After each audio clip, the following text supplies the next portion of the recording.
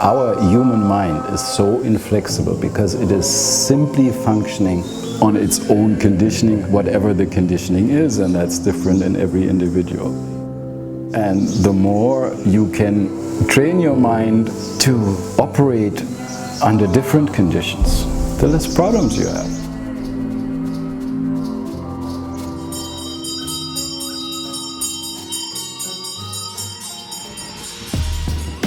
In the late 1960s, early 1970s, India was in, the Beatles had gone to Rishikesh, and then after high school, first thing I did was going overland to India, taking the train to Istanbul, and then in those days you could easily travel through Turkey, Iran, Afghanistan, Pakistan, India, Nepal. That was called the hippie trail at that time. And then in Kathmandu, I, for the first time, met some Tibetan Buddhists, and Samaya was immediately taken. That's how the connection was made, and it stayed.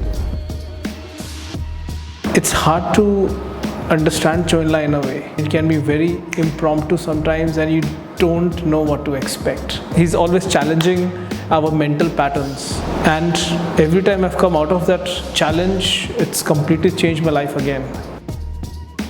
He's unpredictable when he gives teachings.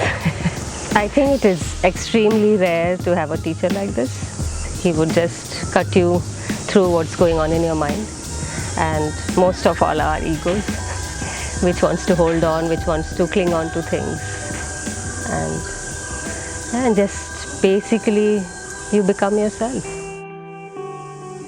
And usually when your attention goes to a particular area of your body, the first thing you notice is the tensions there. So this is only about noticing, not about changing.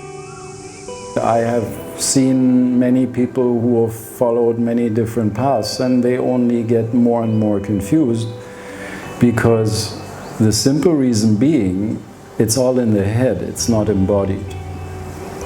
That's why I like to teach this form of Buddhist yoga that I teach.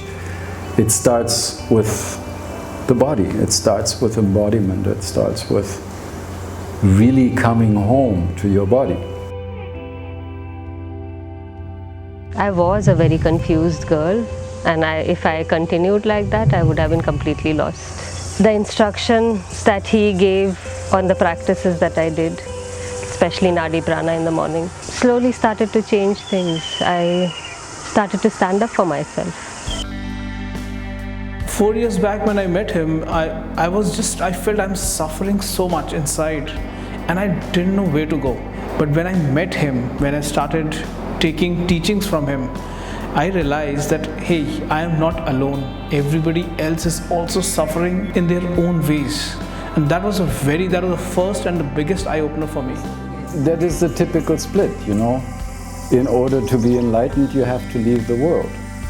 Every year, Choyin has challenged me and has challenged my concept of the mind, and he has broken so many of my ideas, and I can just feel I'm growing. Every moment I come to him, I take teachings, is just magical.